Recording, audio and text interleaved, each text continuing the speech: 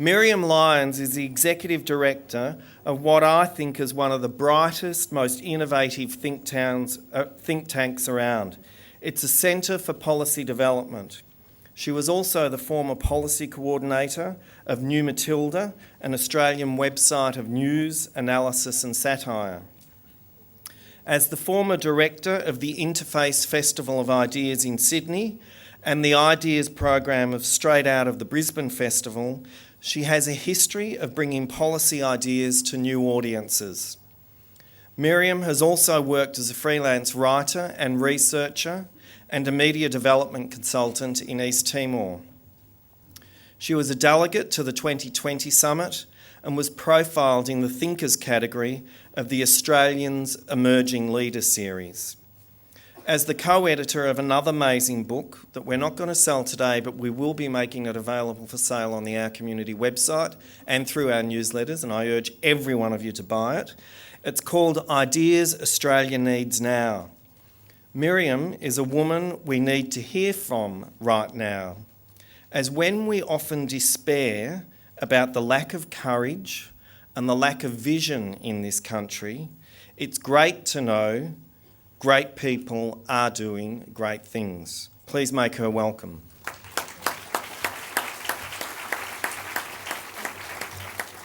Thank you so much, Dennis, for that very generous introduction, and thanks so much to our community team for inviting me along. So it's absolutely delightful when you've edited a book, particularly given the size of the policy wonk non-fiction market in Australia, to actually be invited to speak entirely to the themes of the book. So I'm going to talk a little bit about some of the stuff that we looked at in More Than Luck, but I also want to talk a little bit about some other issues, and I think there'll probably be some issues that are quite close to your hearts. I wonder if everyone in the audience, and actually just everybody in the whole room, could do me a favour and shut your eyes really, really tight.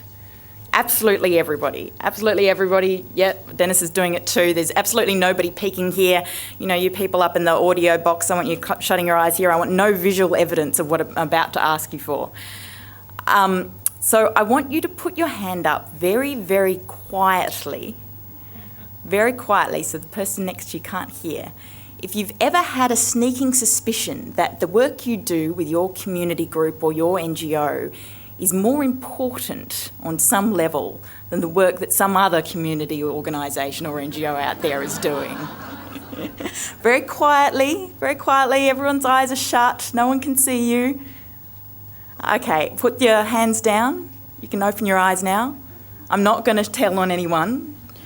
And I'm just going to park that thought for a little bit later. But I just want it to be in the back of your heads.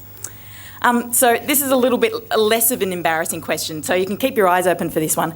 Hands up if you've ever gotten frustrated because you're so busy working on one important issue that you just don't have enough time to say across all of the other issues that you care about. It was a bit of a less embarrassed kind of assent there. So last year, the organisation that I work for, the Centre for Policy Development, decided to put together a book for everyone who had their hands up just then. Heading into 2010, we had this little bit of a hunch that it might be a policy light election year. I'm not sure what gave us that impression. It could have been the ditching of the carbon price promise. It could have been when both major parties replaced their, let's face it, rather genteel and wonkish leaders with the political equivalent of pit bull terriers. Whatever our hunch was based on, it did turn out to be a bit well-founded. We had an election that was marked by furious agreement on the non-existence of large parts of each major party's platforms. The Coalition definitely didn't want more workplace deregulation. Labor definitely didn't want a carbon tax. Neither of them wanted Australia's population to grow any bigger, but nor did they really want to talk about any policies that might actually stop that from happening. There was bipartisan commitment on returning to a surplus as soon as possible, and bipartisan confusion about whether this was because Australia's economy was too strong or not strong enough. And thank you to modern political journalism, those of us who were looking for serious analysis of why voters were being offered so little substance instead found serious analysis of the strength of Latham's handshake and the length of Gillard's earlobes. So it was clear in the absence of leadership from our leaders, the community was going to have to step in and do the job itself, with just one problem. Did anyone find it a little bit of a struggle to take 2 whole entire days out of work so you could come and get your annual dose of inspiration at Communities in Control? I don't know about anyone else, maybe this is just me, but do you do that thing where you book conferences really far ahead so you can pretend to yourself that you'll be less busy when the date actually comes around? So, yeah, you may have noticed this, but life in the land of the long weekend has been getting just a tad frantic in the last few decades. And it's not your imagination. Australia has some of the longest working hours in the Western world. 1 in 5 of us put in at least 50 hours a week. Half of us would like to work fewer hours. We're working over 2 billion hours of unpaid overtime a year between us. And when you're working those kind of hours, it can be hard to find enough time to step back and look at the long term and the big picture. Basically, at the Centre for Policy Development, we realised that a large chunk of Australia's voting public was experiencing what it must be like to work in Kevin Rudd's office. So we thought, hey, there's a point. Politicians are busy people. They don't have time to do their own research or write their own speech notes. That's why they hire policy advisors. Their advisors do some background reading for them, find out how to put their aims into practice, summarise the evidence of why new policies are needed, how they'll work, give them some tip to argue on their ideas. It's quite a useful service, and we kind of asked ourselves, well, why should only politicians have access to that? An increasing proportion of the voting public are busy people trying to manage conflicting demands on our time, even more so if we're actively engaged in our communities and trying to stay reasonably informed as citizens. We figured there'd be a bunch of other people out there who kind of weren't really satisfied with what was on offer, but felt like they could use a cheat sheet when it came to stepping outside their own area of expertise. Also, a lot of people who aren't satisfied about complaining about what they don't like, but would prefer to have a positive idea to offer in its place. So we invited a whole bunch of deep thinkers on everything from Indigenous policy to health reform to cultural policy and climate change to submit their ideas for More Than Luck. And the brief we gave our authors was pretty simple. We asked for big ideas that a federal government that actually had guts could potentially stomach in the next few terms, to be accompanied, if possible, with a few appetising little taster, quick win policies to get them in the mood. And we asked that all of these ideas be written in plain English with simple explanations of the evidence and the assumptions behind them. And the result was a mix of ideas that spoke to 3 main themes: how to share the fruits of Australia's good fortune more fairly, how to make our good luck last, and how to develop the kind of governance that we need to make both of those goals possible. So on health, for example, we had Jennifer Doggett looking at out-of-pocket health payments, which is still an issue that hasn't really been picked up strongly in the health reform agenda. Australians make higher direct payments for our healthcare than people from many other countries. Out-of-pocket payments are a really big barrier, stopping a lot of low-income people from getting the care that they need, as well as making the system needlessly complex for everyone else. One of Jennifer's big ideas was a healthcare credit card. So it was a government-run credit card where you could basically pay your out-of-pocket health bills on the government's tab and then pay back that amount with the minimum repayment actually income tested. So it was dealing with the fact that actually a lot of us can afford to pay for a large amount of our own health care, but the big problem is that quite often you're not earning money at the same time that you're getting treated, sort of makes sense. And a lot of people can't afford that, and you don't want to have those incentives, basically discouraging people from getting the care when they need it. So that was a big idea. She also had a more simple idea to help free up more doctors for rural and low-income areas by restricting new provider numbers in areas of oversupply. Neatly bypassing one, though probably not all, of the Australian Medical Association's potential objections to the kind of change that we'd need to solve the problems of a health system where basically the funding follows the access to health rather than the need for health care. On education, we had Chris Bonner looking at what it would take to reverse the social segregation of Australia's schools, a system where the ability for schools to pick and choose desirable students has increased inequality not just between the private and the public system, but also within those systems and in the community more broadly. He put forward a set of principles for managing a long overdue transition to a funding system based on students' needs and evidence of what works. On work-life balance, we had Elizabeth Hill and Barbara Pocock suggesting everything from increasing parental leave to 52 weeks to paying superannuation during parental leave and extending the right to request flexible working arrangements to any carers of kids or adults. We had Fiona Armstrong and Ian Dunlop showing that by dealing with the challenge of climate change, we could also be building new economic advantages in this century's growth industries, managing our very high exposure to the risk of skyrocketing energy prices, for example, by taking away the incentive for energy suppliers to sell more energy rather than helping their customers to use less, by removing existing fossil fuel subsidies, strengthening Australia's transport and fuel consumption standards. There's just a whole big list of ideas that are in this book, and if you've got time, it would be great if you could either buy or read it online. It is actually available completely for free online. And thank you very much to Dennis for the plug to actually buy it through our community site as well. So I'll stop there, or I'd just be here all afternoon listing other ideas that the book covers. Most of our authors gave the government credit for taking some useful incremental steps, but they also really criticised the unwillingness to take on the really big systemic changes that are needed to adapt old policies to new circumstances. Judging by the policies of the current federal government, it's betting that the mining boom will last forever. We'll discover a cure for Dutch disease, the effect of the mining boom on the rest of the economy that doesn't involve slowing the boom down, that cheap oil won't run out or an equally cheap alternative will be found before it does, that global inaction on climate change will continue, and that Australia will escape the worst consequences of that inaction if it does. In many areas, Australian policies are designed for a world that no longer exists, a world of endless credit or single-income families, a world where money is scarcer than time for the majority of households rather than the other way around. In many cases, policies are designed around fads and prejudices rather than evidence of what actually works on the ground, a case that I think Larissa Behrendt makes really strongly in her chapter on Indigenous policy. Many of our authors identified areas where they thought that decision-making power needed to be devolved to local communities, but they also saw a lot of areas where the community needs to take collective control of policy at a national level in order to counterbalance the short-termism and the vested interests that undermine the universal conditions that all communities need to flourish.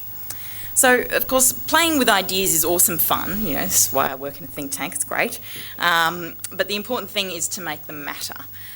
We treated this whole project as a bit of an experiment in how to feed an increasingly fragmented and under-resourced media sphere with substantial ideas in the form of free words, free column inches.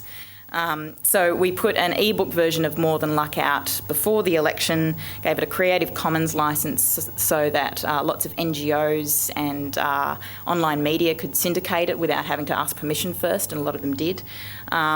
And in the lead up to the election, we had all of the authors writing up kind of bite-sized versions of their ideas for the media with a spoonful of whatever was at the top of the news cycle at the time to make the medicine go down. We updated it and released a print edition after the election, which is nearly sold out of its second print run.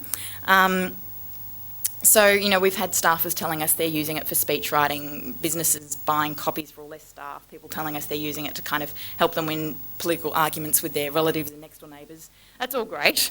But how many of the ideas are actually going to get implemented by nervous politicians with an eye on the next election?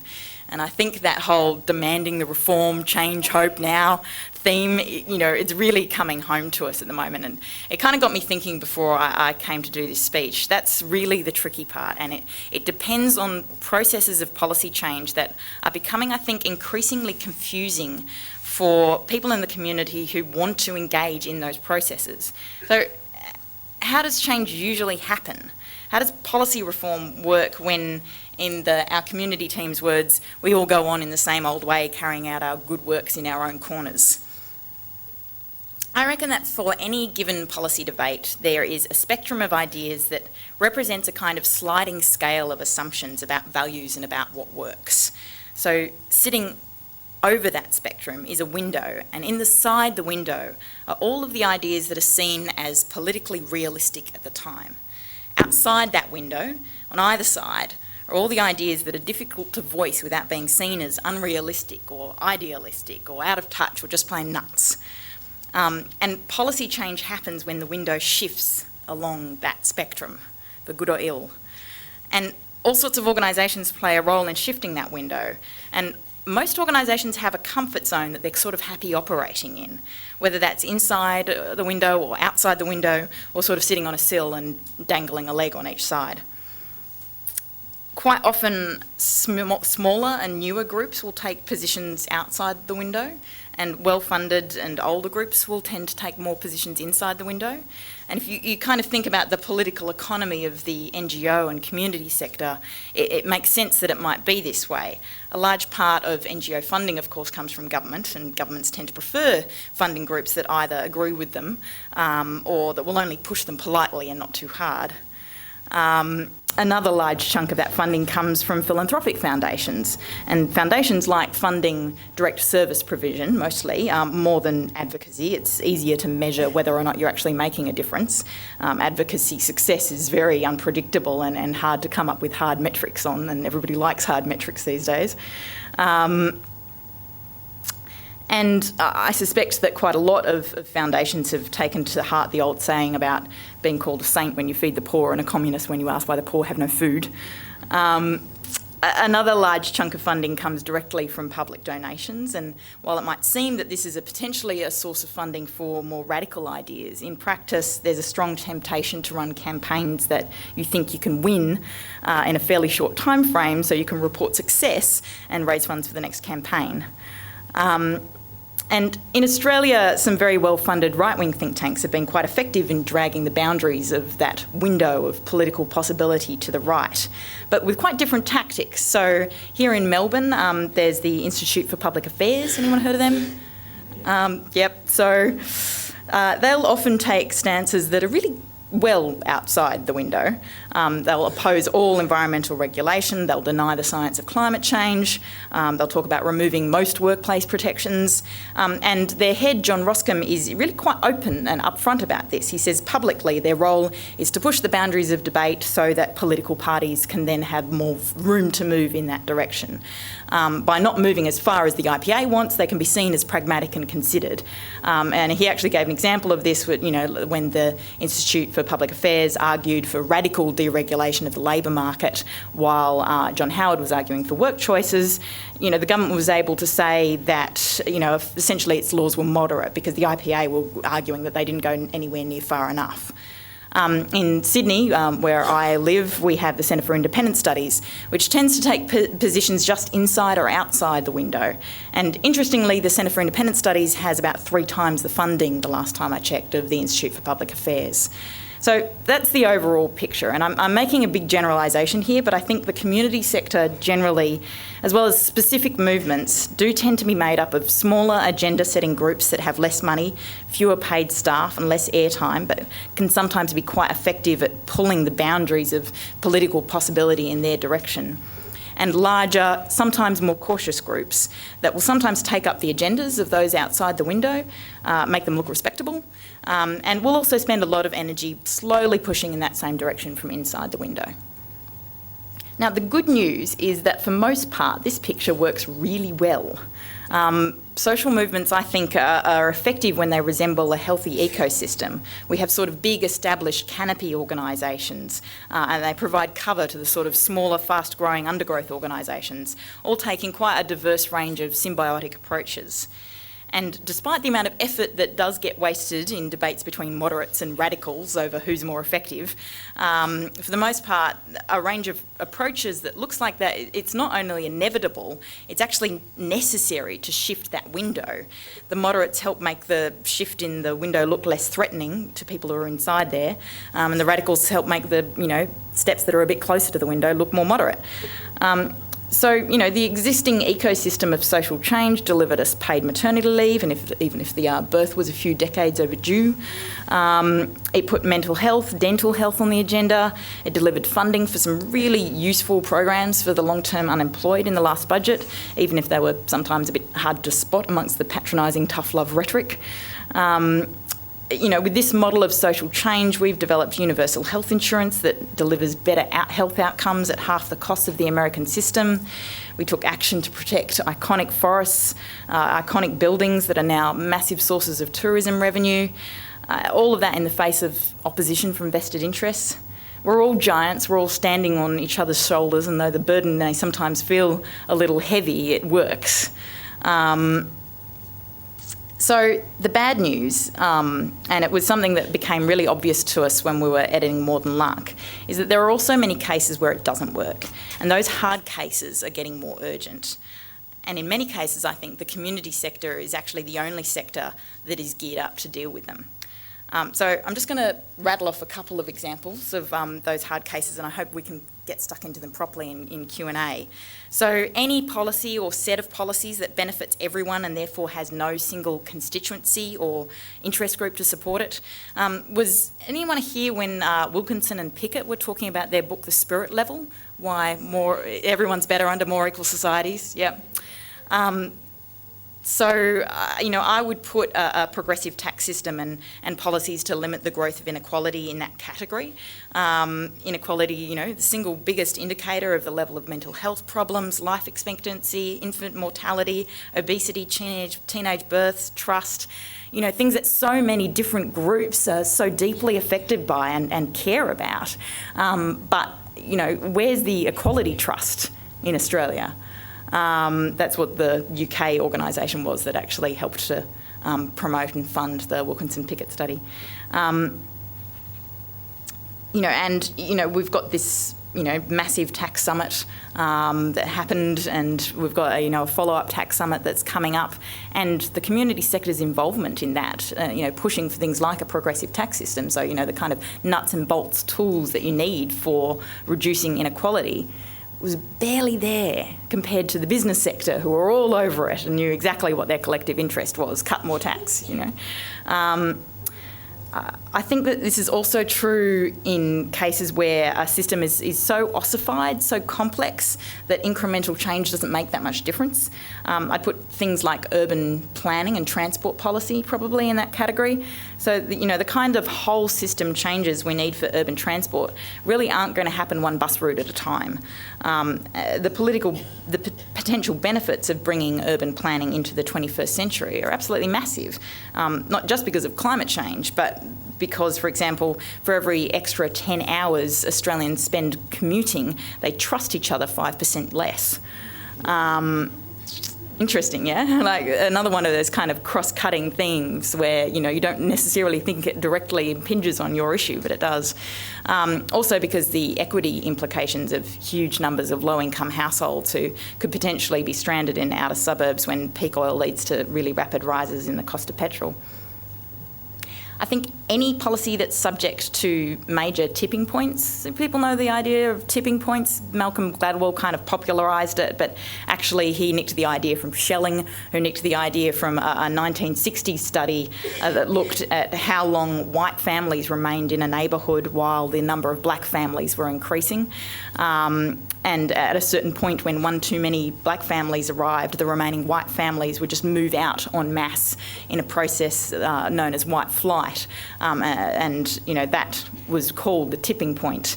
The latest evidence from the My School data is that we are getting very, very close to a tipping point, I think, in Australian schools. So across Sydney, for example, 52% of public school students are from language backgrounds other than English. It's a good proxy indicator for ethnic diversity, compared to 22% in independent schools and 37% in Catholic schools. So that's pretty close to what has been identified as a tipping point. The implications of segregating our schooling, the one experience that we all tend to share as citizens along ethnic and economic lines, it has massive implications for trust and social cohesion, for poverty over the long term. But where is the kind of united voice on something that has that kind of broad implication, and which, we are so very, very close to a situation which may be really, really hard to reverse? Many environmental issues, I think, fall into that category. So they're also subject to tipping points. It's much easier to turn a forest into a salt plain and climate into a hothouse than it is to turn it back again.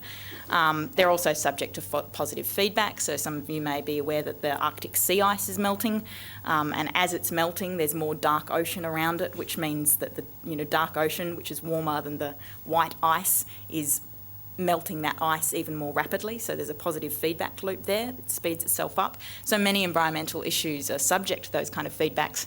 And it means that they're not really subject to what we think of as a normal, political negotiation process and timeline, where if you stuff something up, you can always go back and undo it. You can't just, have the climate rise by 2 degrees and then just, take it back again with a different set of policies. I've always been a bit of a pragmatic idealist. The idea of taking 2 steps forward and 1 step back doesn't bother me too much, which is good because that's pretty much what happens all the time. I've always found the argument that, not letting the perfect be the enemy of the good pretty convincing. A lot of people, described the people who held out for a better form of republic as having sort of suffered from that syndrome. That seems like a convincing example. God knows when that's going to be on the agenda. But I think there's a problem when we apply that logic to environmental issues, especially climate change. And the main problem with that is that the window of what is seen as politically realistic right now is here. And what the science is telling us that they know is necessary is sitting way over there.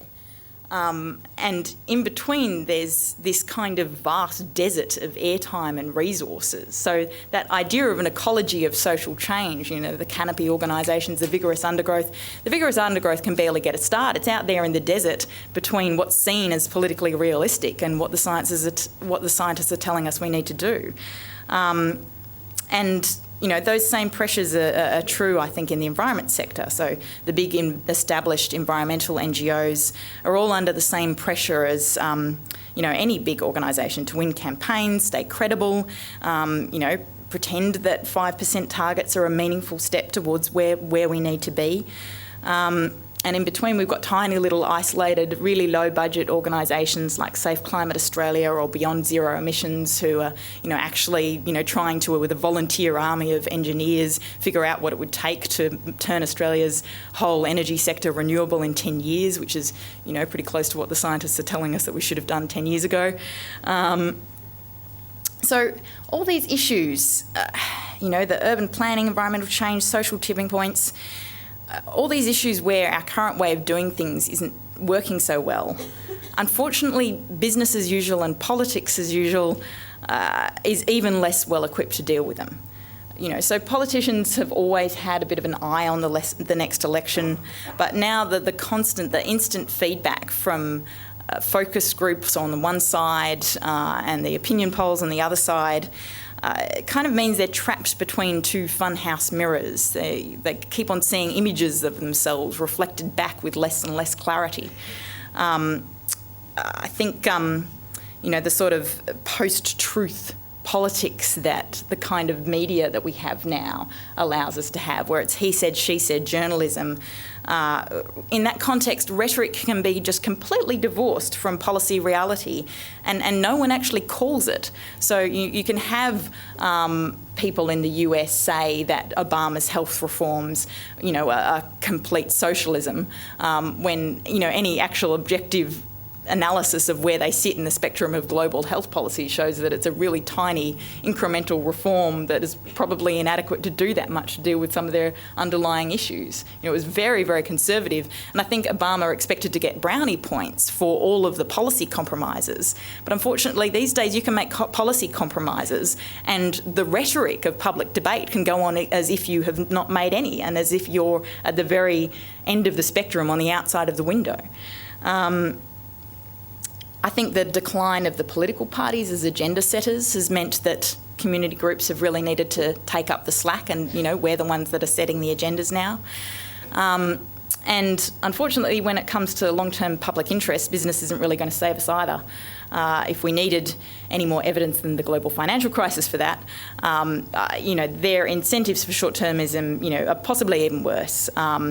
So I saw one study that found that 80% of managers would decrease discretionary expenditure on research and development and on maintenance in order to meet short-term earnings targets. That's not a situation in which you can really expect long-term leadership on some of these big systemic issues. So basically it's down to us. And for all those issues where, maybe the standard approach doesn't work, I guess I just kind of want to kick off a conversation about how, if at all, we can do things differently. Can we do more to recognise and value the role that groups that are at different points along that spectrum, inside and outside the window, play? Can we refrain from talking each other down as extremists or sellouts? And that might sound really easy to do, but actually I think Hugh Mackay touched on that issue of belonging earlier, and it has its positive side and it has its dark side. We all need to feel like the amazing amount of energy that we're putting into our jobs that we care deeply about, jobs that, we hope will change the world, that's the best use of our time. You bond as a little team or as a big team, and part of that process, there's a lot of research around how groups bond, and part of it is about putting down other groups. It's actually a really, really basic psychological urge. So, that's an interesting challenge, I think, for us to overcome. I think we could potentially get quite strategic about kind of building daisy chains of cooperating and coordinated groups that occupy different steps along that spectrum, from the kind of current political window to policies that are based on evidence of what works and what's in the long-term public interest.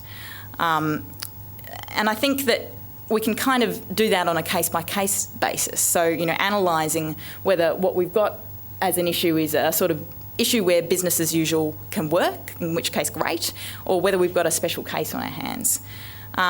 So given all of that, I just want to end with our community team's very, very good question from the start of the conference program, which is, maybe we don't have to confine ourselves to minimalism and incrementalism. If we knew our own strength, as a whole sector, and not just the individual groups all thinking that maybe, what we're doing is a little bit more important, what could we achieve together?